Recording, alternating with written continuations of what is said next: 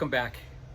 In this video, I want to go ahead and address something that I feel is important when looking at armor, vehicle armor, body armor, any type of armor.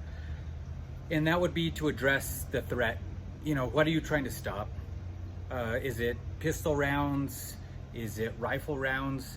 Knowing your threat is really going to adjust how you come up with a build. And in this video, I want to show how specific you can get.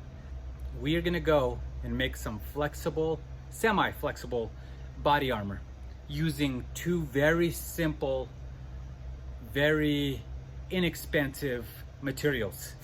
We're gonna go back to the paper. We're only gonna use 200 sheets of paper. We're about an inch, a little more than an inch thick, and tile. We are going to cut up these tiles into about 2-inch pieces. I am going to wrap them with gray tape and then wrap those together. Here I'll show you the build shortly after I explain what we're doing. But we're gonna do these, put these in front of here. Should stop 7.62 by 39. Not the most powerful rifle round at all, but a very common rifle round that's out there. So let's go ahead, put this build together. You'll see some pictures go through, and then we'll go out to the range and we'll see what we do. So for this build, I decided to use 10mm porcelain tile and about 1.1 inches of paper. I individually wrapped each tile. Then I wrapped the whole thing with duct tape. Not too much because it still needed to have some flex, as you can see here. And the specific threat is written on the back. I wanted this to stop 7.62 by 39. And as you can see, it ended up being 5 pounds, 10 ounces at 1.5 inches thick, so it was very manageable. And so let's go take this out and see what it can do.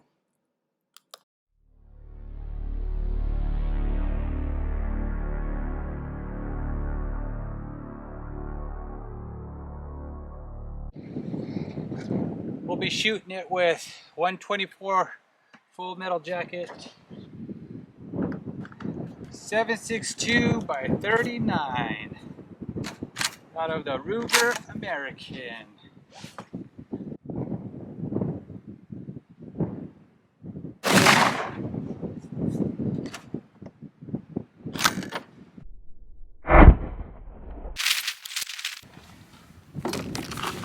What the heck?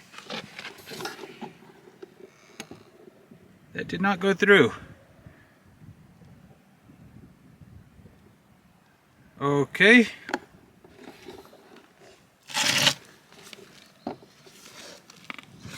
We are gonna hit this 3 more times.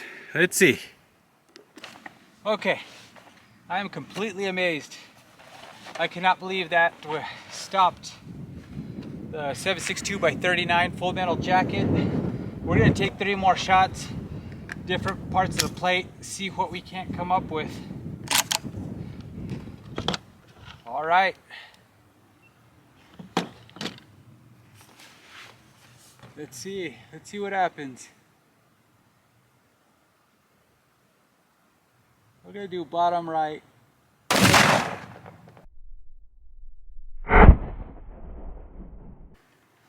And we'll do bottom left. Now let's do top right.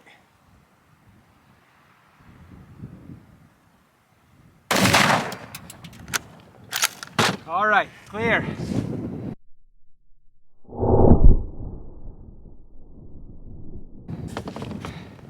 Hit 3 times, let's see what happened. Okay.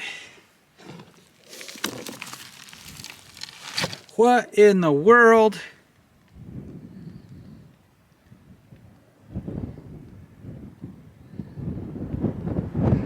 Okay. That is crazy. That is completely crazy to me. Wow. Okay. Okay guys, still a little shocked on this one. We're gonna do the teardown now on this semi-flexible tile and paper. No pass-throughs of the 762 by 39, but let's see what we can't find.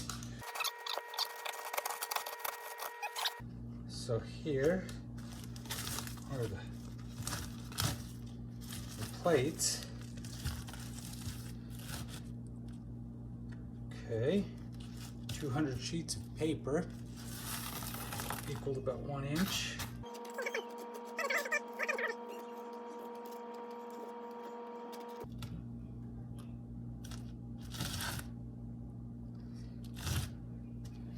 Interesting, this one looks like it was actually in one of the creases.